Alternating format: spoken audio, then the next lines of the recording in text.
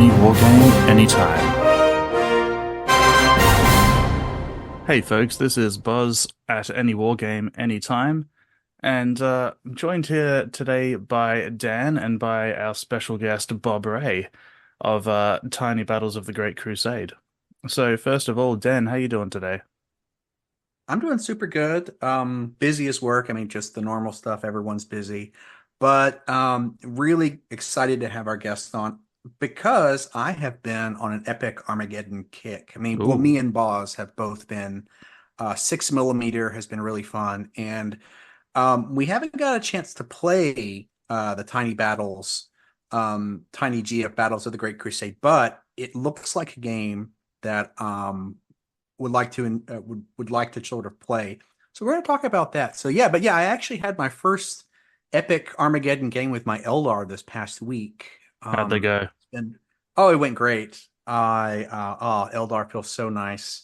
Just there is old school Eldar shenanigans. They feel really solid, really solid. So I'm looking forward to putting them together. I've been working on my little shining spears, the little tiny Oh versions of the yeah, shining spear jet bikes. Oh, they're so cool. Yeah, I mean, having a good time, having a good time. yeah. Well, as you'll know if you tuned into the last episode or possibly the one before, depending on what order these go out in. I'm only about a week and a half away now from moving to the other side of the world, so my gaming has really taken a bit of a back seat. I'm finishing off my Grimdark Future narrative campaign at my local gaming group, and that's going really well. There's three of us who are probably going to head into this last round tied for first place, so we'll have a nice messy three-way King of the Hill style battle to see who gets control of the planet.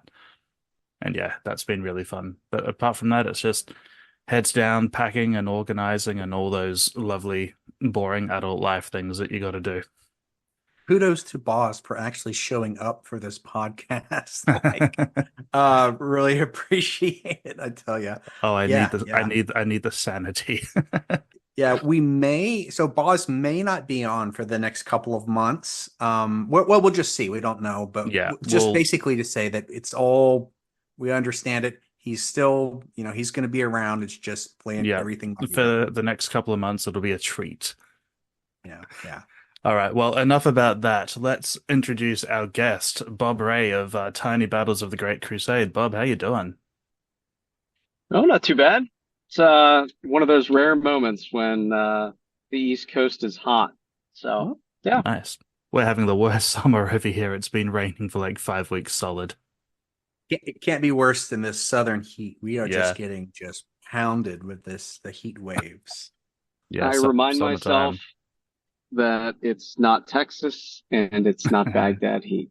Yeah, You know what? Mhm. And sometimes that's what it takes. yeah. Just take your wins. Well, why don't you start off by introducing yourself and kind of telling us a little bit about your history in wargaming? You know, how long have you been into it for? What do you play? That sort of thing. Yeah. So, wow, it started back when I was 14, which is almost 30 years ago. I remember Players Edition Epic when the Eldar were not so exciting. They had a morale problem back then where they were very uh, I want to say thematically frightened of losing people, right? Mhm. They're a dying race. They don't want to just sacrifice guys. So as they start to lose people, their army crumbles. And Epic Armageddon was a nice, I'll say, change of pace for the Eldar, who I like. I still have some old metal Phantom Titans. The actually, I used to have both varieties. If I'm not going too far back, there's two Mhm. kinds of Phantom Titans. There's like a big blocky one, and then the more of the live ones that we all know and love now. But I started actually in 40K and fantasy, um, right as second edition ended and third kicked off, and I fell in love with Dark Eldar and Wood Elves. Unfortunately, both glass cannons, and I'm not a particularly glass cannon-y player. I've played BFG, both both varieties of Epic.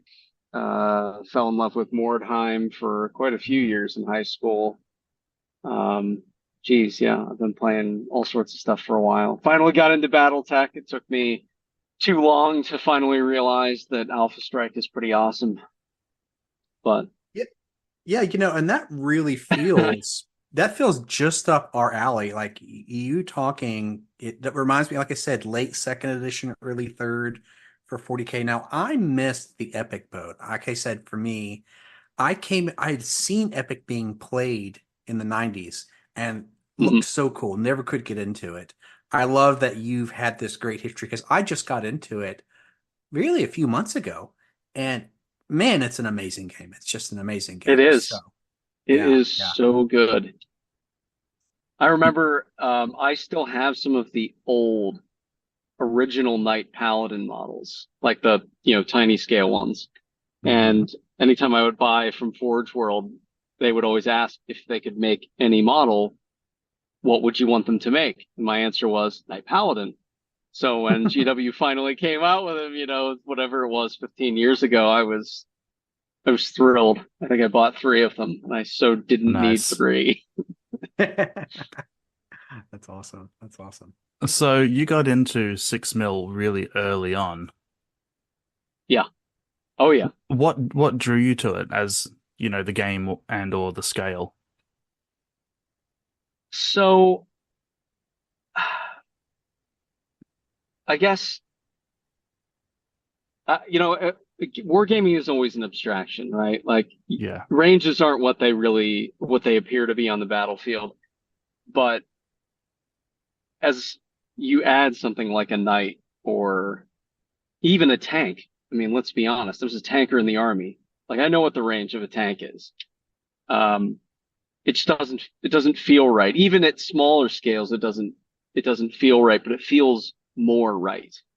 And I like that you gain that unit maneuver and more combined arms feel, right? Like you can bring in helicopters or um, land speeder squadron, and it doesn't feel as out of place as it felt for me in a game of 40K. Yeah.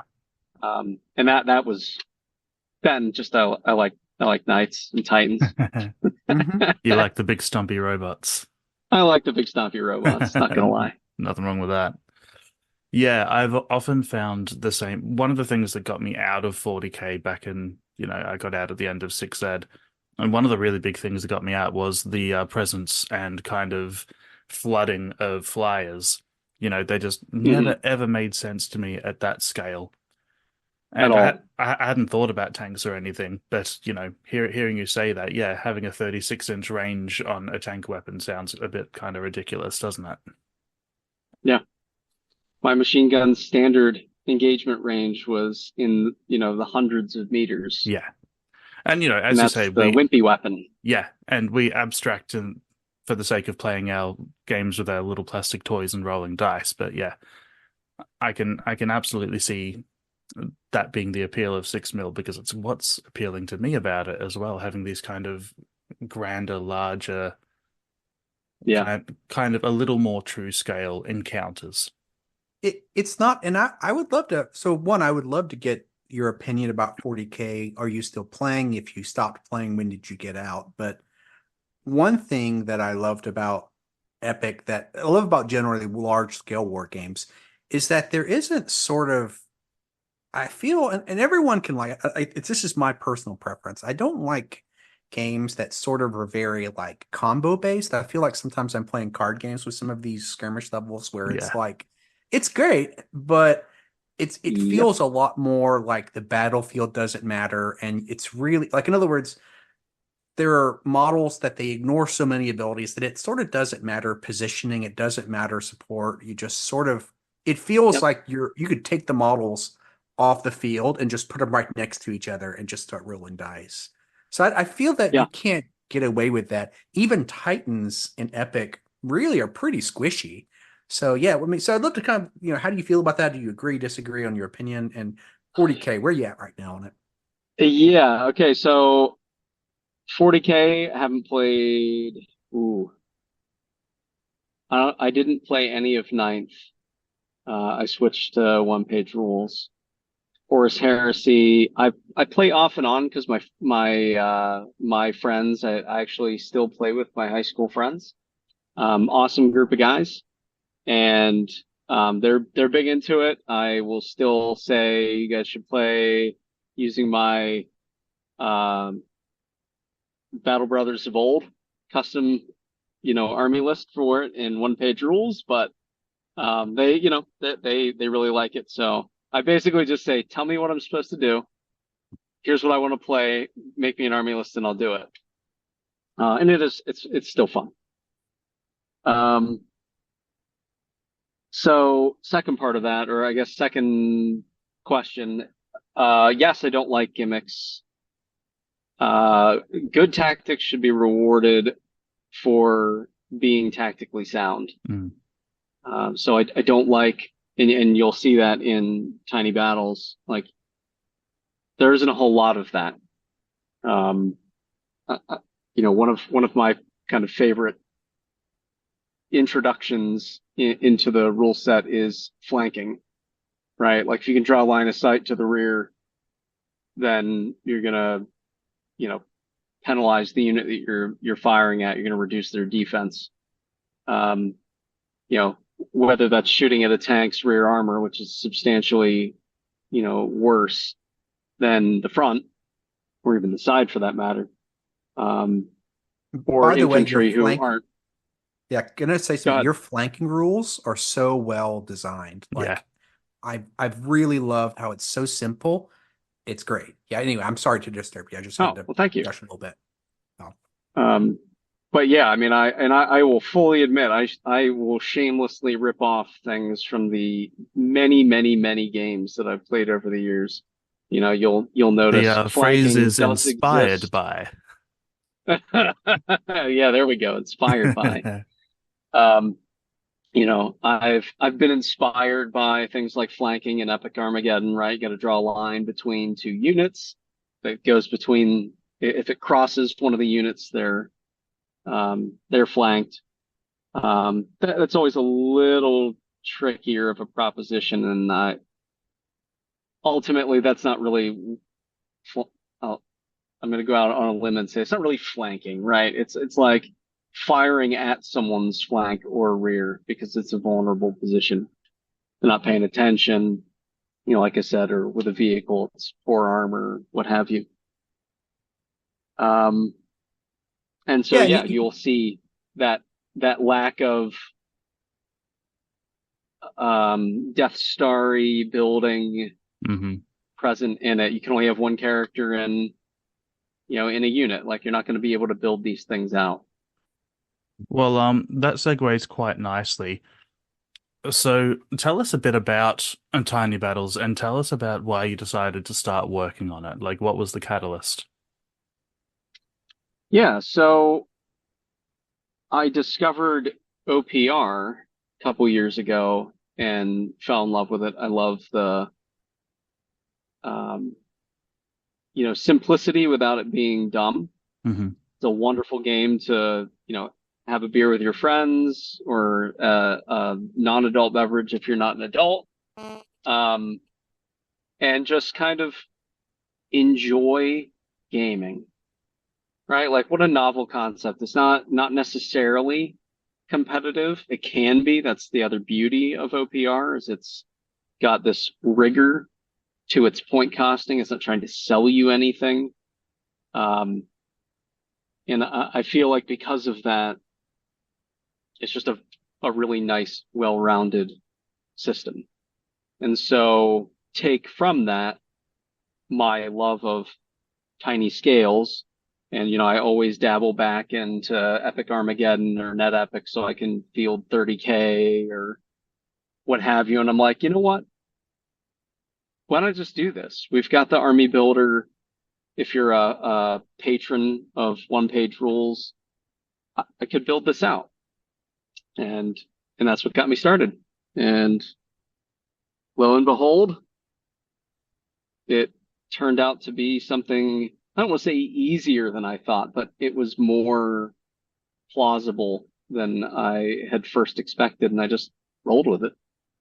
Yeah, I love what you just said. I think you I feel, and correct me if I'm wrong, I feel that you've kind of, for me, got it with one page rules. It is a casual game. Play with the cards, have fun, but it is also a game that can also be competitive as well. It's really is one of those games that I think can do both. And I don't think we give it enough credit for that. It can be super fun, but it can also be a very, very tight rule system and a very rule system that lends itself to tournaments and competition. Hmm. Um, the other thing that I Uh, really, yeah, go ahead. I was gonna say, if you know your psychographic profiles, which if you don't know that, look up Magic the Gathering Hmm. and psychographic profiles. Right, I'm Johnny through and through. Um, I want a good game. I don't really care if I win or lose. I want to feel like I gave it my all and it was a good game. Um, two of my friends are Spikes, and then the other one is kind of Spike Timmy. So the one page rules is really good for that, right? Because it gives an outlet for my Spike friends, but still gives me a rule set that lets me enjoy my Johnniness. Yeah. That'll make sense. Trust me, just read Well, it. I think the other thing that has very different than the more I play one page rules, the more I don't, it's a very fundamentally a different mentality of like 40K, which is a top-down approach, which says, tell us what the rules are. Tell us, go to the OPR or whoever and say, interpret everything. To me, one page rules is so great. It gives you, like in your system, it gives you a night baseline, a very simple one page. And here's the thing that I've realized that all the games I've played, I've only used the one page itself. But what I was actually doing, me and my opponent, we didn't even realize it. We were filling in the gaps with our own experience. We were pulling in Kings of War, pulling in 40K, pulling in Yeah. fantasy. And that is actually a big selling point that the game, rather than thinking about it as some complete rule system, it's really a foundation that you can just sort of very quickly and that's sort of what you did basically. You took this base system, it even is in your rule book, you mentioned it. You're like, use one page rules, here's the exceptions, correct? That's how I Yep. kind of read your rule Yeah. book. Yeah, yeah. That's exactly it. Mm-hmm. And It's it really is. good. That's if again, I promise I have not been paid to pitch being a patron, but I have been for a couple of years now. Um, but the advanced rule book, it's got a whole mess of a la carte like things. Like, do you want extra types of activations? Do you want to use command points? Do you want to do random battlefield events? Maybe that's in the, I don't know. Maybe it's in the normal one. There's a whole slew of things that you can use. And I love that. It's just like you said, it's a foundation. Then you kind of pick Yeah. and add in the things that speak to you. And it's just a wonderful system.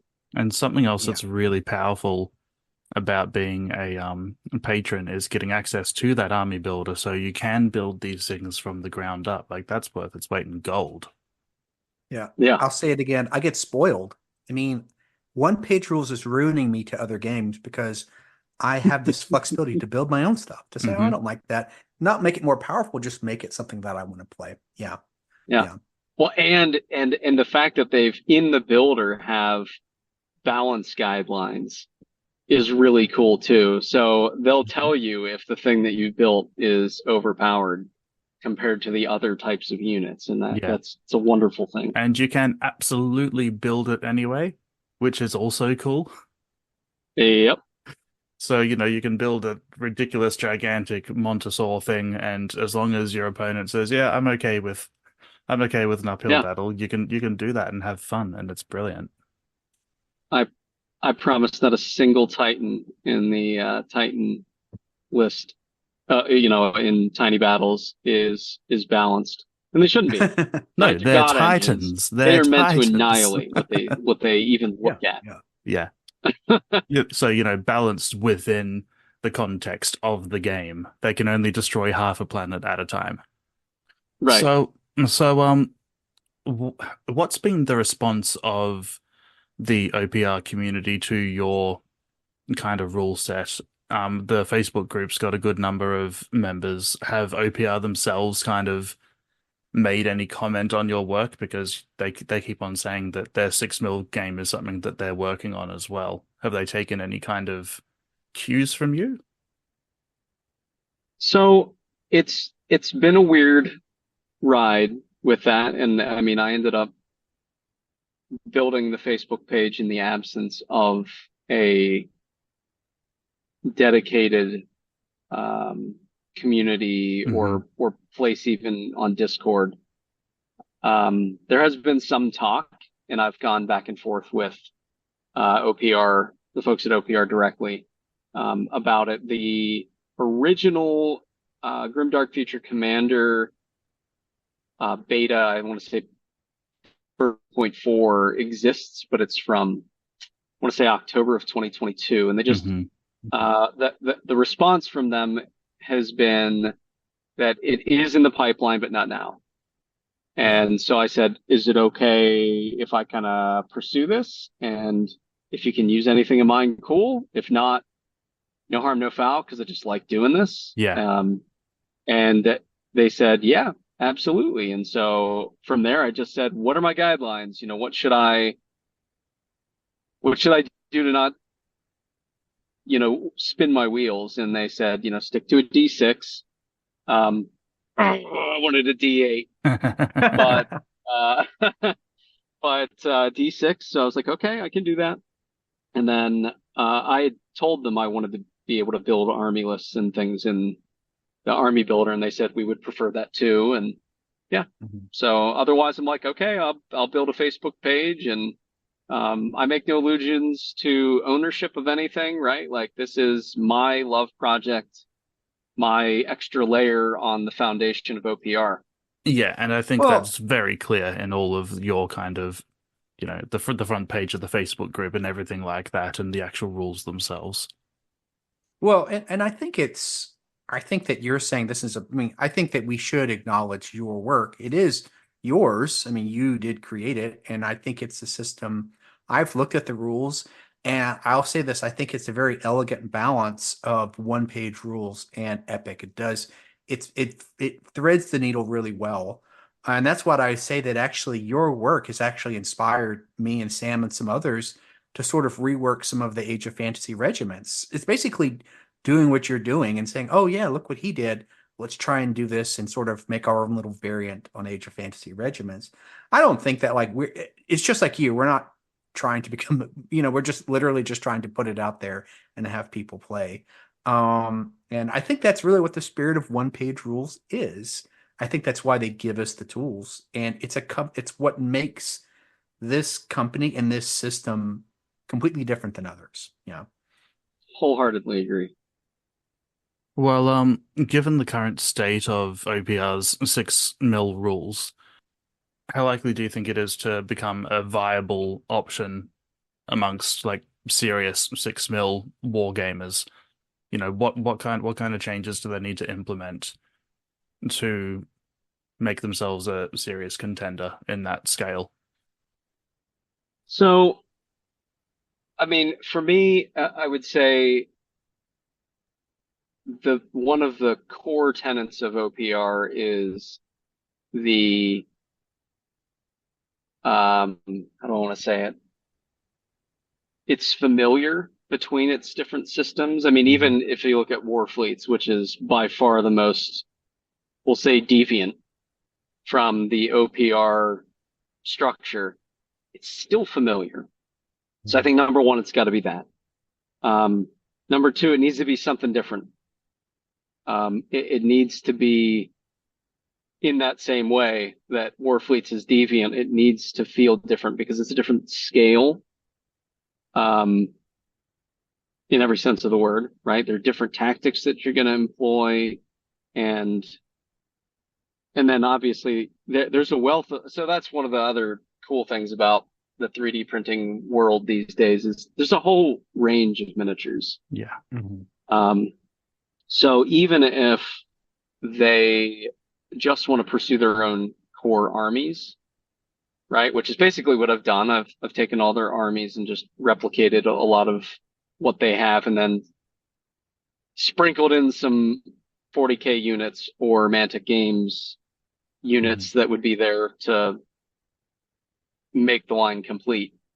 Um, I mean, yeah, they're going to come out with their own miniatures, and they'll be great, just like they always are. Mhm. Um, Yeah, it's but I hard think that's to the core draw is something a little different, Mhm. but still familiar. yeah. And I I mean I don't I'll speak for myself. It's hard. I know that that is in development, but your rules just feel like they feel like what it should be. I mean, I've played Epic Armageddon, played one page rules, and I guess anyone could take some tweaks. I mean, I think we could all look at your rules and maybe have some minor things, but feels good. I mean, Oh, I'm sure. feels yeah.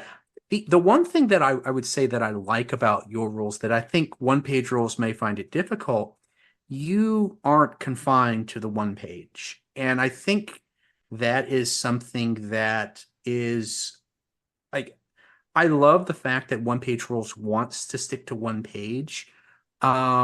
But I think what makes your game just a little more refined is you're not sort of tied down to that albatross of you're able to have a few, what was it, like 3 or 4 pages, I think? 3 pages, 4 pages? Not a lot. I mean, Yeah, if you include the advanced stuff, it I think it gets out to actually I think I have a printed copy of it right here. yeah, I mean, I Come have the out 2.5 in front of me, and I have three yeah. pages. And you even have some Yep. advanced rules in there. It's really like 2.5 pages. Anyway, I guess I'm saying that like you could probably extend the rules maybe to fill in a few things, but it's good. It's good that, and so I go back and forth about it's really tough because one page rules has named themselves one page. How do you feel about that? How do you feel about because this, about that sort of hard requirement that they're doing? So it's funny you say that, and now I'm remembering there is one other thing that they told me on Discord is keep the basic rules to one page, Hmm. and I have made that work. Um, Yeah, I think one page double there are sided. bits. So one page double sided, it does fit, but it's missing what I would consider advanced rules that you should include. Yeah, those advanced rules But are really technically, core rules. Like, come on. right, like you could get away with it and play it one page, but I think you'd be missing out. Yeah, you could do it, but I don't think you'd be playing tiny battles. I think you'd be playing just small OPR. Small one page rules, yeah. You Yeah. want I guess I would you say want this. Would you artillery be and okay if one page rules eventually broke that that what is that word? That core rule and made it 2 or 3 pages, but just was able to make a much more refined game. I would be okay with that. I look at one page rules as more of a ideal rather than some sort of hard line. That's my view. right. So I would say I don't want it to go more than like two. Yeah, Right? yeah. Like front back, front back. Mhm. I do like it the that principle of forcing you to be succinct or distilled in your rules. I like. If you ever tried to read through like, and I promise I'm not picking intentionally, but it really frustrated me. I was playing Imperial Fists in a heresy game, and it's like I got to reference 1,000 pages Yeah. to do anything. Like, oh, just give it to me in one page. Mhm. Um, so in that regard, I don't mind maybe going to two, but Mhm. I I don't guess think I want to go much more. I guess the compromise might be stick to one page front and back, but use a smaller font. Yeah. Yes, You know? yes, I could go smaller, but I wouldn't recommend it. Yeah, and I do understand why they do that, and I do understand why it is such a kind of sanctified thing for them.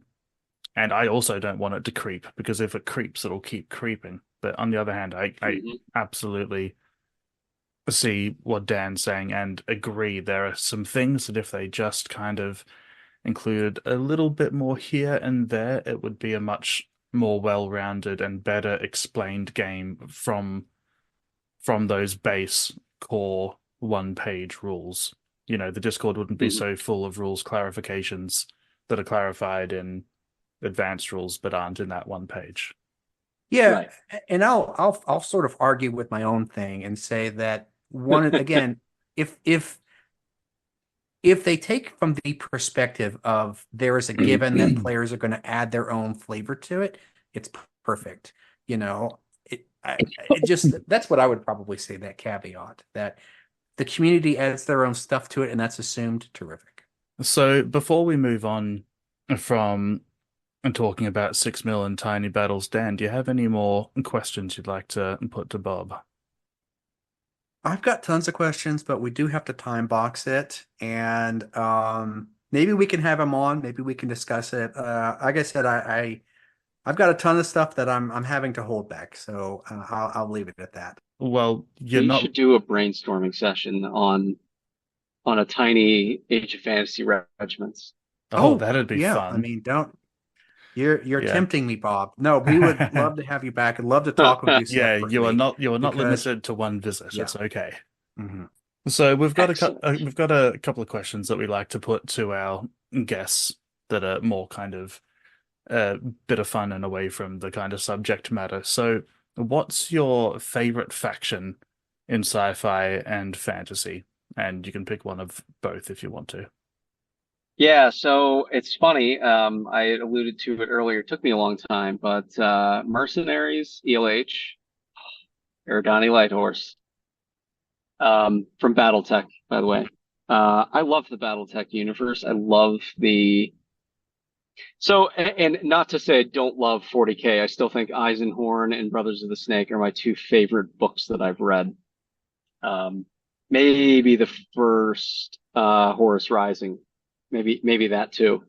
But I love in BattleTech that the bad guy isn't something external. It's humanity. Humanity's the bad guy. Hmm. Whether that's personified in the clans or just the inner house fighting, in war by proxy through the mercenary companies. So I've loved that. I remember playing, Mech Warrior 2 and what was it? It was Jade Falcon against Clan Wolf. Um, all the way to now where I can't stop playing Mech Warrior 5. It's just so much fun. So ELH is kind of a old SLDF remnant that's reformed the SLDF, I'm sorry, Star League Defense Force. They have survived this cataclysm for hundreds of years, and then I love that they're the chosen unit to like kind of plow into the invading clans as kind of we're the history, we're the Star League, successors, not you. And I don't know. I just like that attitude, and I like the tradition. They still pull up the Star League colors at their main base. I mean, how cool is that? I love that. Hmm. You're making me want to get into And battle. then it's fun. There's a set of rules and tiny battles that you can use. Quite a few mechs, and then some of the normal conventional units.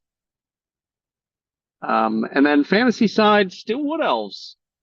I don't know why. I love tree men and dryads and Cranston elves in the forest. I don't know. Unicorns. It Yeah. doesn't have to What's be not to like? doesn't have to be any deeper than that. It can just be, Yeah. I like these. I think they're cool. They were my first fantasy army. Yeah, I agree. I mean, they're solid, you know.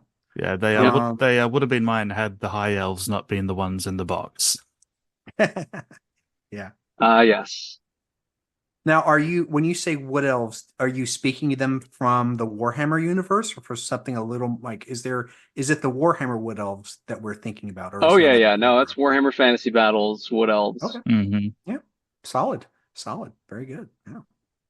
Well, this is a good one. If time and money were not a factor, what would be your dream wargaming experience? As it so happens, there is a place across the street from me that is like habitually up for rent, and boy, would I love to turn that into like a gaming club. What would you do there? Have a gaming club literally across the street, and you know, I'd want to build out some proper tables and you know displays and just have, I don't know, just a place for us to gather and play, and not as a money making thing or necessarily even as I'll call it a proper business, Mhm. where I'm trying to make money or even break even. Well, bear in mind, Um, in this scenario, money isn't even a factor. Yeah. exactly, yeah. So I'm cool with the idea of just having a club where we can get together and hang out more than just, you always feel like, at least when I go over to a friend's house or my friends come over to me, because I still game with my high school friends and we all are, a couple hours away, but we're all, grown-ups, kids and all that stuff. You feel like you're invading your house Hmm. or in someone else's house. It'd be really cool to have a place where you didn't feel like you were invading your own house or someone else's Yeah. house when you were playing. Yeah, I think that's really cool. We've had a lot of different answers, but yeah, you're the first one to say I just want somewhere to hang out with my buddies and game. Yeah. Yeah. And I think that's a shared dream for many people who just wish they could be I'm sure it's rose-colored glasses to be a store owner. I'm sure it's not as glamorous as we probably think it is, but when it's time and when you don't have to worry, like you said, don't have to worry about money, it seems like such a cool experience. Yeah, absolutely. Well, to finish us off, Bob, do you have anything planned in the kind of upcoming future for Tiny Battles? Do you have anything that you're working on that you want to share with us?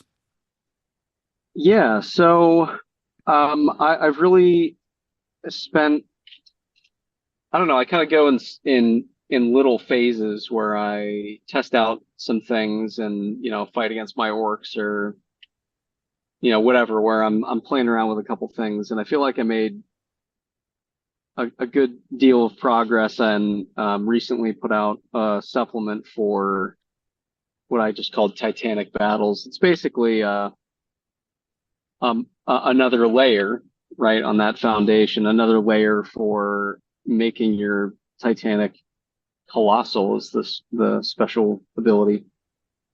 Unit's a bit more special, and now that I think I've got all that stuff in place, I'd like to um, maybe have an opportunity to play a game or two with. I don't know if you guys know Ash Barker from Gorilla Miniature Games YouTube channel. He's Yeah. across the border in Canada, across the way from me.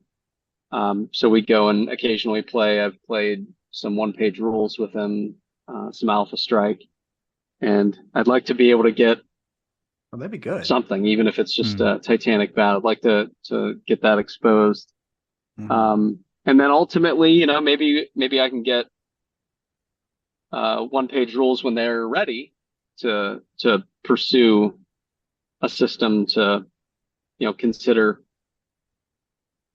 working or at least using some of what I've come up with as a baseline and And I think that's volunteering my yeah, time for it. Yeah.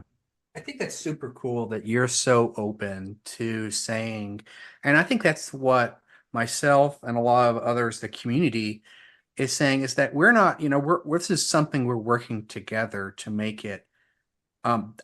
My firm belief is I think that one page rules is going to grow because of community effort. It's sort of like people coming together and bringing their ideas. And this a little more loose format is a way. I always view it as sort of like getting all these custom rules, whether it's competitive rules.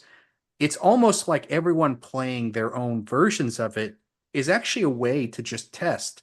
And it's almost like the best rules sort of bubble to the top, Hmm. right? Yeah. So that's why I love your rules. And yeah, yeah, um, I'm all about, and I always suggest people learn from you. We are inspired by you to make our own rules, to do our own tweaks, to do our own custom armies, because, like you said, we're going to enjoy ourselves. And if some of that stuff bubbles to the top, great. Yeah, and seeing someone like yourself doing it and doing it well, Mhm.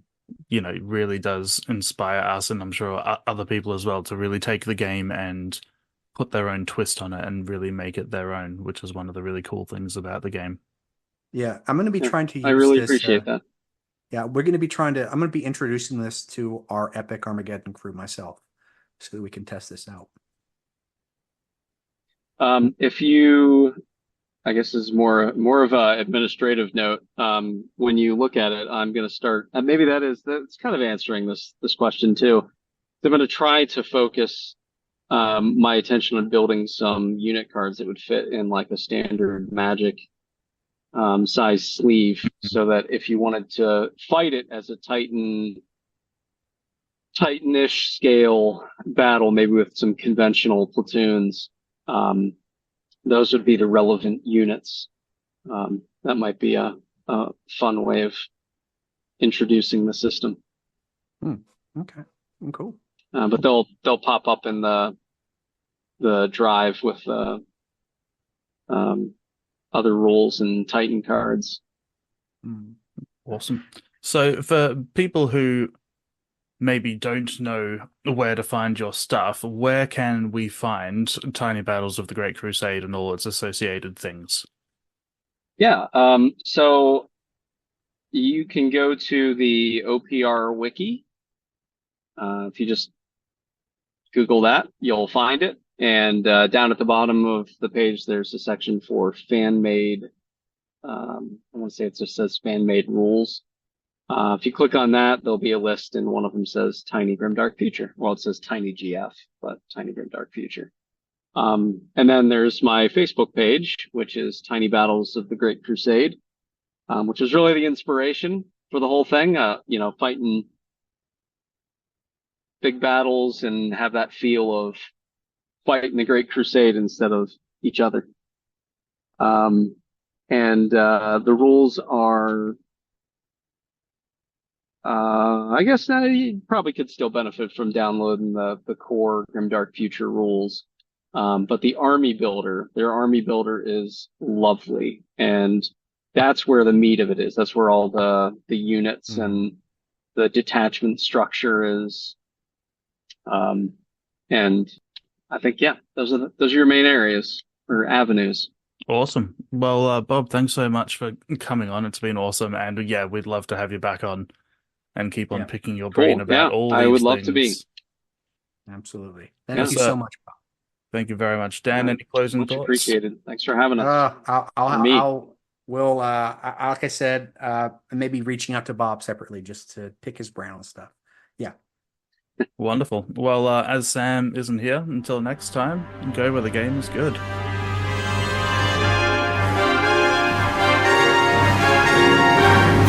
Any war game, anytime. Going where the game is good.